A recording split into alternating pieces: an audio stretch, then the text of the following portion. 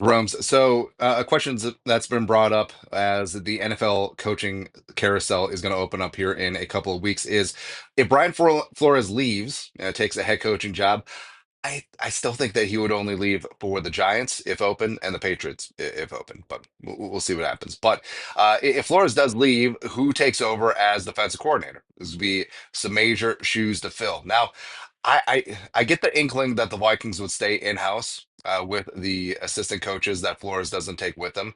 I do think that a defensive backs coach, Durante Jones, has a lot of respect in the building.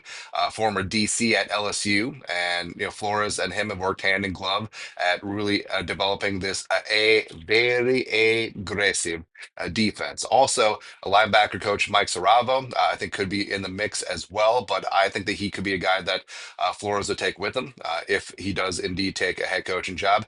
And then, of course, you got Mike Pettin. Pettin's been there, done that, former DC of the Jets and the Bills, former head coach of the Browns, and really is a consigliere to Kevin O'Connell.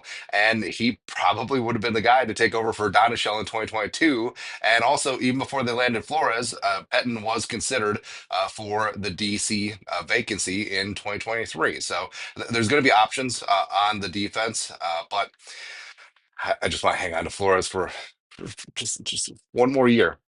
Can we do that? And Flo, like he loves it here, loves working with this defense. A lot of veterans, a lot of high football IQ players that are all about ball. So you absolutely love that. But also, like, yeah, he wants to be a head coach again. And I think that he's learned a lot with the year with Tomlin, as well as his 2 years here with Kevin O'Connell. And I think that he is going to be fantastic, wherever he goes next. The Dolphin situation wasn't ideal, and also, that's why I don't think that he just takes a job to take a job. Like, I think that he understands the dynamic between ownership and everything else.